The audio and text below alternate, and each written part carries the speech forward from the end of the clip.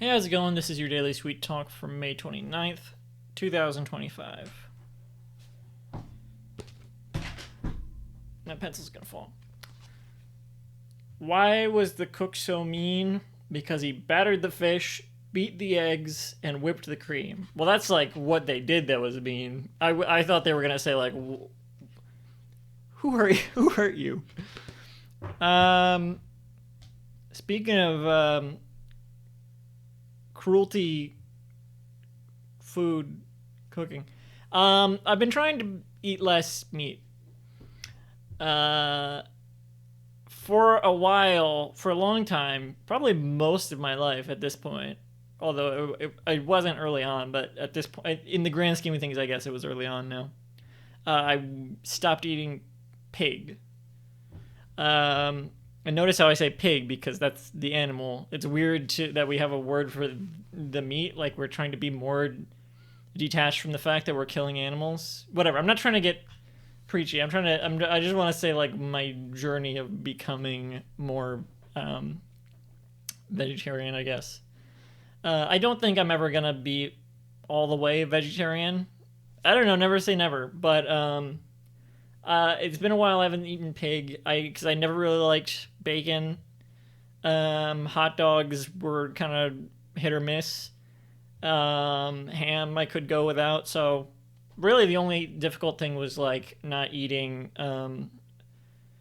Like I had to get vegetarian baked beans and vegetarian refried beans. That's actually not that difficult. But there were sometimes meatballs were the big thing.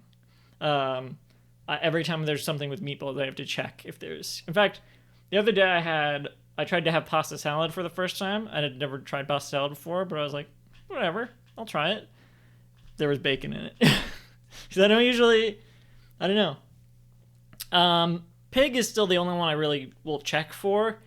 But in terms of purchasing stuff for myself to make food at home, I had been trying to get more protein into my meals, so I'd been buying chicken to prepare, and like if I'm eating like a mac and cheese frozen dinner or whatever, I'll put some chicken in there. But it's a long process to. It's not a long. It's just like, oh, I gotta get around to cooking. I gotta cook this tonight, which is like a whole thing for me. And it would just go bad, and I would feel so bad about it because it's like an animal died for this, and then just for me to be so lazy that I can't even cook it. So I started buying plant-based chicken. I found this really good one, Daring plant-based chicken. It's not identical, but it's like close enough that I don't really feel like I have an excuse to not just buy, other than the price. That's the only thing.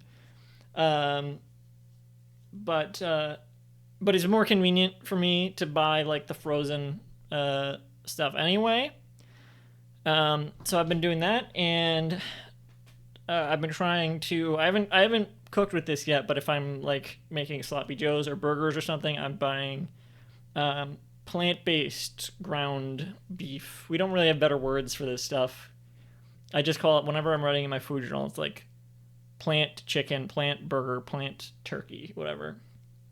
And all of it is pretty close. So my journey for becoming vegetarian has not been like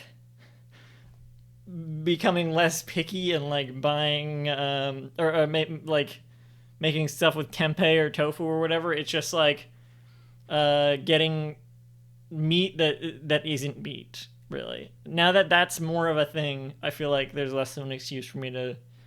Because the whole thing is I've just been too picky to be to not eat meat, but there's this stuff that tastes exactly like meat, and no animals have to die. So like, why would I not just get that? Other than that, it's expensive. Same with eggs. I've never bought eggs because my family has chickens, but I don't really have as much access to those eggs nowadays. So I've been buying plant egg. It's indistinguishable from like regular egg. The only thing is you can't make like hard-boiled eggs, but like use it in any recipe or even making scrambled eggs, you cannot tell the difference, I swear to God. So I would recommend that, definitely. It's also just pretty convenient to use. Yeah, recommend plant egg most of all.